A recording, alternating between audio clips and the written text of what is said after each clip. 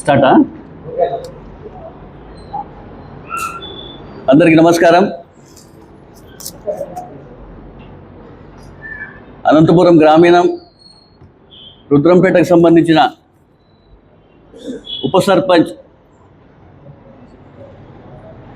మాజీ ఉప సర్పంచ్ నరేంద్ర రెడ్డి గారిపైన మనం నిన్నటి నుంచి చూసుకుంటే సోషల్ మీడియాలో కావచ్చు, పత్రికల్లో కావచ్చు, వైఎస్ఆర్సీపీ పైన బురద జల్లే విధంగా సామాజిక మాధ్యమంలో తిరుగుతున్న విషయం కూడా అందరూ కూడా చూస్తున్న విషయం కూడా మనందరూ కూడా గమనిస్తున్నాం. నరేంద్ర రెడ్డి దాదాపుగా 4 సంవత్సరాల ముందే వైఎస్ఆర్సీపీ పార్టీకి దూరంగా ఉండే విషయం కూడా అందరికీ తెలిసినదే. వైఎస్ఆర్సీపీ పార్టీలో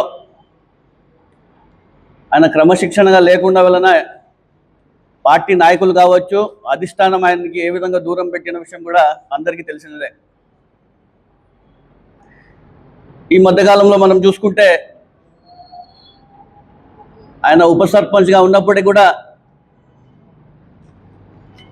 గ్రామ పంచాయతీ సభలో వార్డు మెంబర్ల ముందు కూడా వైఎస్ఆర్సీపీ నాయకులపైన ఆయన ఏ విధంగా విమర్శించిన విషయం కూడా అందరికీ తెలిసినదే. మీ అందరు కూడా ఒక వీడియోలో కూడా నేను చూపించడం జరుగుతుంది.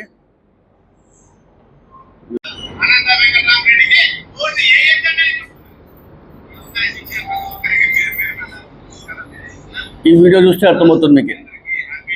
దాదాపుగా 4 సంవత్సరాల ముందే ఆయన పార్టీకి వ్యతిరేకంగా, మా పార్టీలో నాయకులకు వ్యతిరేకంగా రాబోయే ఎన్నికల్లో మీరు వైఎస్ఆర్సీపీ పార్టీకి ఓటు వేయకూడదని చెప్పేసి ఏ విధంగా ఆ రోజు సభలో చెప్పిన విషయం కూడా మీ ముందుకి ఆధారాలతో పెట్టడం కూడా జరుగుతుంది. అదేవిధంగా మనం చూసుకుంటే ఎన్నికలు ముందుకు రావడం జరిగింది. ఎన్నికల సమయంలో వైఎస్ఆర్సీపీ పార్టీకి ఓటు వేయకూడదని చెప్పి ప్రచారం చేసిన విషయం కూడా అందరికీ తెలిసినదే. అదేవిధంగా అప్పట్లో ఇప్పుడు ఉన్నటువంటి స్థానిక ఎమ్మెల్యే ప్రజాప్రతినిధి అయినటువంటి దగ్గుబాటి వెంకటేశ్వర ప్రసాద్ గారికి నరేంద్ర రెడ్డి గారు పోయి కలవడం, అదేవిధంగా దగ్గుబాటి వెంకటేశ్వర ప్రసాద్ గారు కూడా నరేంద్ర రెడ్డి గారికి ఇంటికి వెళ్ళి నాకు రాబోయే ఎన్నికల్లో ఖచ్చితంగా మద్దతు తెలపాలని చెప్పేసి కూడా ఆధారాలతో కూడా మీకు చూపడం జరుగుతుంది.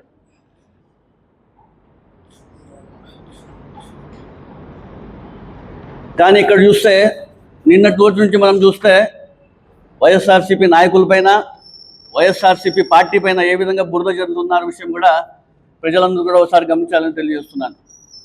సరే, ఎన్నికలు అయిపోయాయి. ఎన్నికల్లో వైఎస్ఆర్సీపీ ఓడిపోవడం జరిగింది.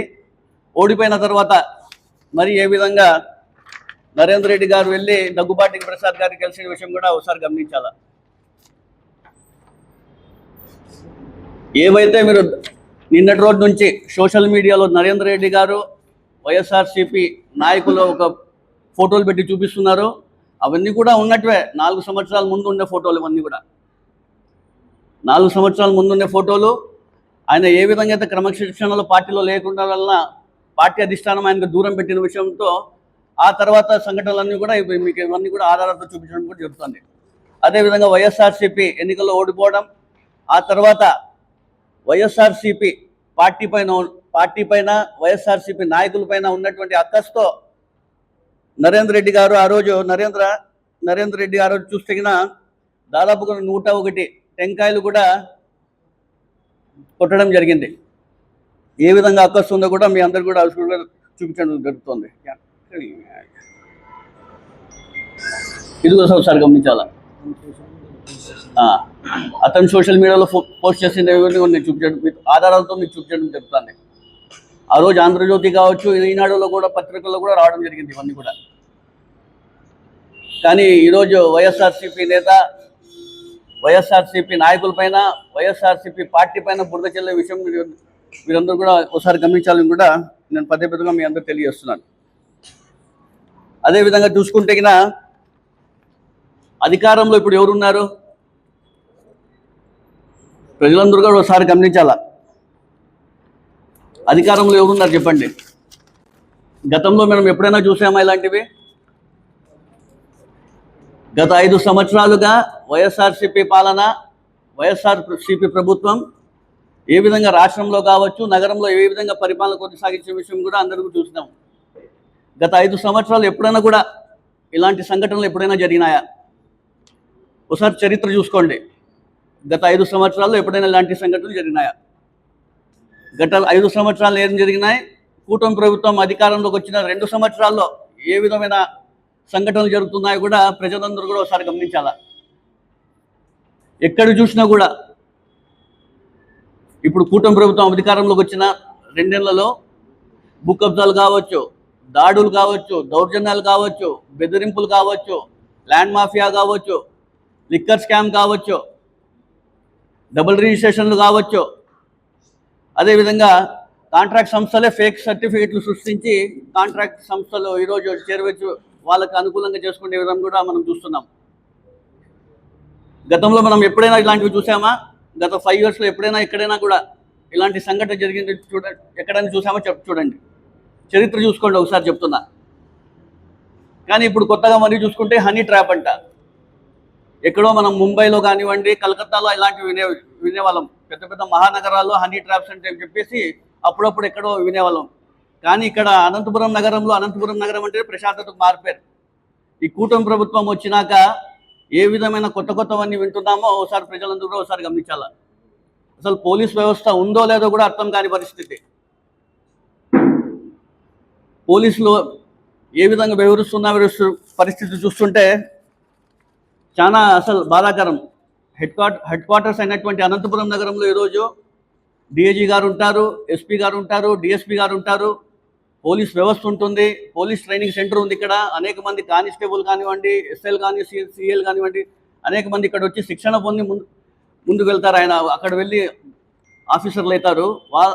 అలాంటి ఉండే చోటు కూడా ఈరోజు పోలీసు వ్యవహారం చూస్తుంటే చాలా బాధేస్తుంది. ఇక్కడ హనీ ట్రాప్ సంబంధించి ఎంతోమంది బాధితులు 3 Town కానివ్వండి, అలా రాప్టైడ్ స్టేషన్కి వెళ్ళి బాధితులు ఫిర్యాదు చేస్తే అక్కడ ఉన్నటువంటి సీఎల్ పట్టించుకుపోవడం, ఎంతవరకు అసలు ఏ విధంగా ప్రభుత్వం ముందుకు పోతున్న విషయం కూడా ప్రజలందరూ ఒకసారి గమనించాలని తెలియజేస్తున్నాను.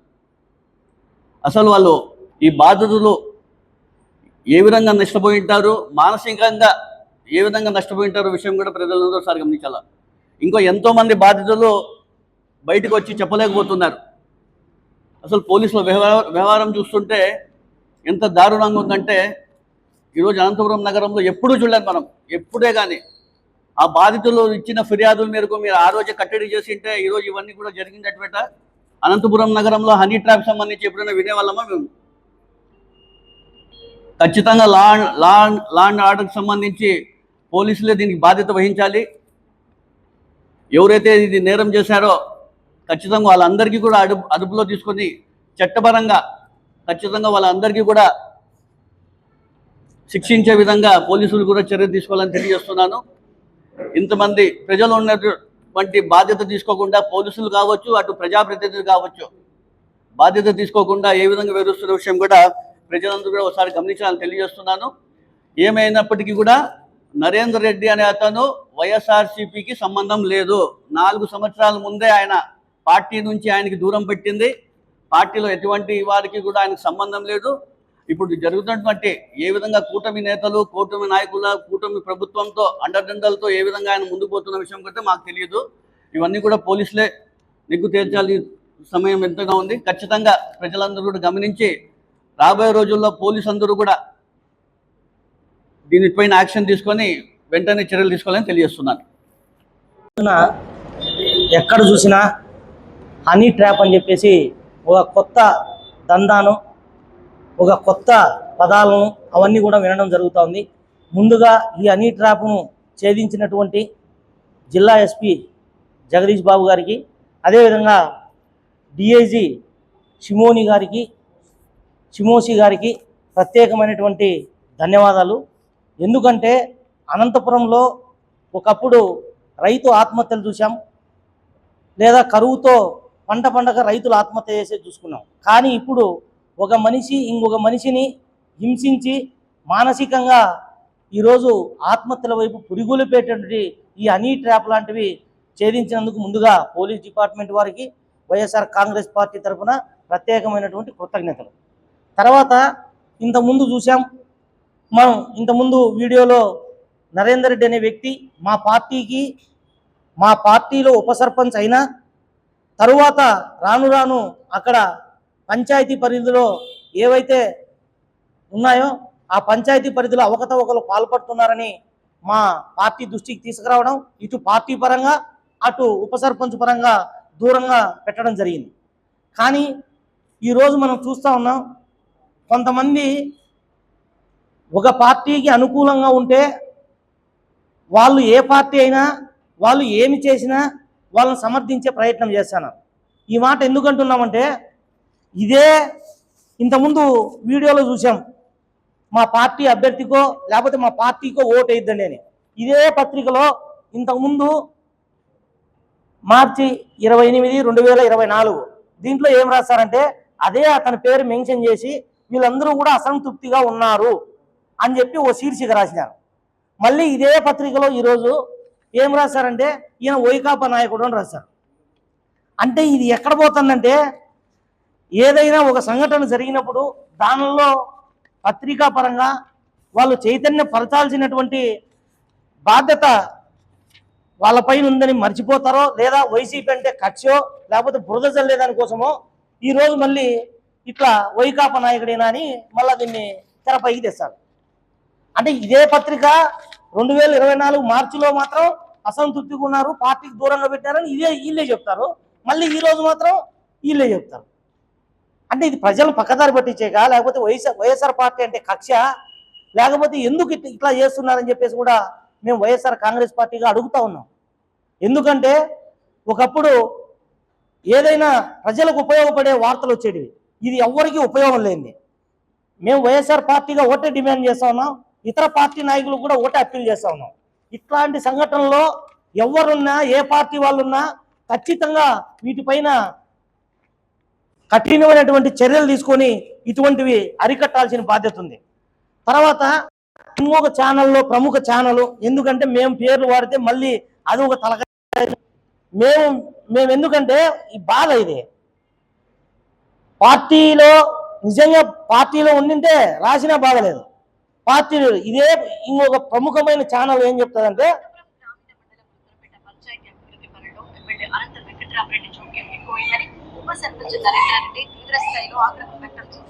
పంచాయతీ తీర్మానాలు లేకుండా పనులు చేస్తున్నారని, పాలకవర్గం అధికారాలను కూడా లెక్క చేయకపోవడం ఏమని మండిపడ్డారు.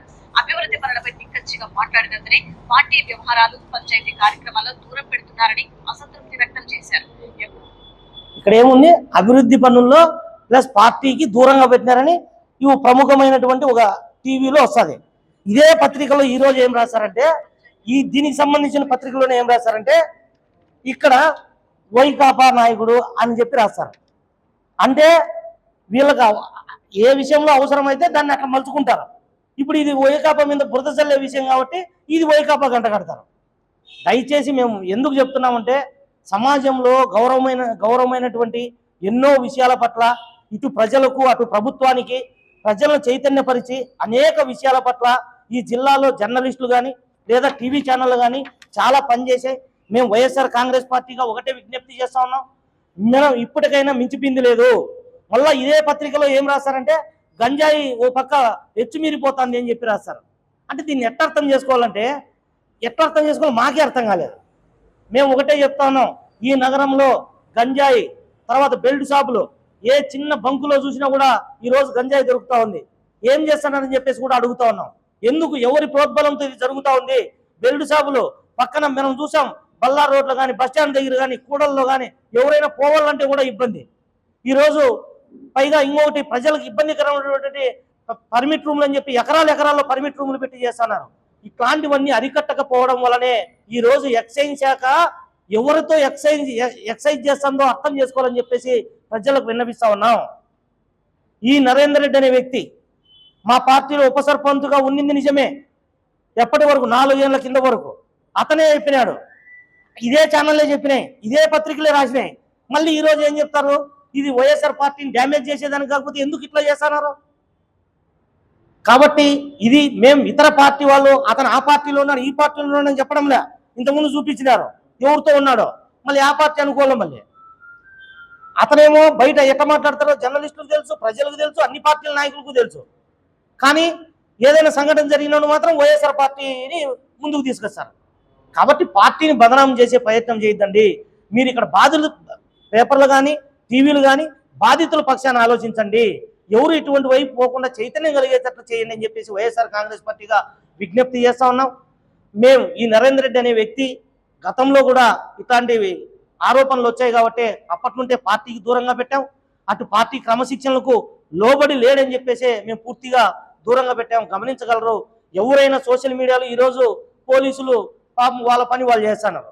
ఏం చేస్తున్నారంటే కొంతమంది అత్యుత్సాహంతో కూడా ఎవరైనా ఒక విమర్శ చేస్తే, సోషల్ మీడియాలో విమర్శ చేస్తే అది వాళ్ళను సుమోటోగా కేసులు తీసుకోవడమో లేకపోతే ప్రైవేటుగా బెదిరించడమో, ఎవరు కంప్లైంట్ ఇవ్వకపోయినా ఏమైనా అధికార పార్టీకి వ్యతిరేకంగా పెడతానని అనడమేమో ఇట్లాంటివన్నీ చేస్తున్నారు. మేము ఒకటే చెప్తున్నాం ఎస్పీ గారికి కానీ డిఐజీ గారికి కానీ, ఈరోజు అన్ని ట్రాప్లో మీరు చాలా మంది యొక్క జీవితాలను కాపాడినారు. మేము కూడా వైఎస్ఆర్ కాంగ్రెస్ పార్టీగా మీ డిపార్ట్మెంట్కు కృతజ్ఞతలు తెలియజేస్తున్నాం. అన్ని విషయాల్లో కూడా మీకు కాకీకి బంధుత్వం లేకుండా, కాకీకి అధికార ప్రేమ లేకుండా, దీంట్లో అధికారులున్నా అనధికారులున్నా ఎంత పెద్ద వాళ్ళున్నా బయటికి తీసి వాళ్ళను బాధితులను రక్షించాలని చెప్పేసి డిమాండ్ చేస్తూ ఈ నరేందర్ రెడ్డికి వైఎస్ఆర్ కాంగ్రెస్ పార్టీకి సంబంధం లేదు. ఒకసారి మీడియా మిత్రులు కానీ లేదా సోషల్ మీడియా పెట్టే వాళ్ళు కానీ గమనించాలని చెప్పేసి కూడా విజ్ఞప్తి చేస్తాం. టీడీపీ అయినా లేదా బీజేపీ అయినా వైసీపీ అయినా ఎవరు ఉండే కూడా ఇట్లాంటివి ఉపేక్షించకూడదు. ఎందుకంటే ఇప్పుడు మనం ఇప్పుడు మేమేం చెప్తున్నామంటే కొన్ని విషయాల్లో పార్టీలకు ఆపాదించకూడదు. ఇది వాళ్ళది టీడీపీ వాళ్ళు ఉన్నా బీజేపీ వాళ్ళు ఉన్నా ఎవరు కూడా దీన్ని ప్రోత్సహించరు. కాబట్టి ఇప్పుడు మేమున్నామని చెప్పి వాళ్ళు ఉన్నారని చెప్పి మేము ఇది కాదు కదా. బాధితులను ఇబ్బంది పెట్టే ప్రయత్నమో బురద చల్లే ప్రయత్నమో కాదు. ఎవరున్నా దీంట్లో ఉపేక్షించద్దండి. మీరే ఇప్పుడు నేనే చూపించినాను ఈ పేపర్లో ఎక్కడో హెడ్లైన్లో వైకాపా అని పెట్టి మిగతాది ఎక్కడో కింద రాసినారు. కాబట్టి మనం దాన్ని ఏం అర్థం చేసుకోవాలో అది మీరే అర్థం చేసుకోవాలా. కాబట్టి ఎవరున్నా కూడా ఇట్లాంటి సంఘటనలకు వైఎస్ఆర్ కాంగ్రెస్ పార్టీ పూర్తిగా వ్యతిరేకం. దీన్ని పూర్తిగా విచారించాల్సిన బాధ్యత పోలీసుల పైన ఉంది. ఇంకా లోతుగా అధ్యయనం చేసి ఇట్లాంటివి జరగకుండా ఆదిలోనే చర్యలు తీసుకుంటే ఇట్లాంటివి రావని చెప్పేసి కూడా మేము డిమాండ్ చేస్తా ఉన్నాం. ఏదైనా బాధితుల పక్షాన నిలబడాల్సిన అవసరం ఉంది. అది పోలీసు వారైనా పార్టీల వారైనా మీడియా వారైనా. కాబట్టి బాధితులను ఇట్లాంటి వైపు పోనీకుండా చూసే బాధ్యత అందరిపైన ఉందని చెప్పేసి తెలియజేస్తాను.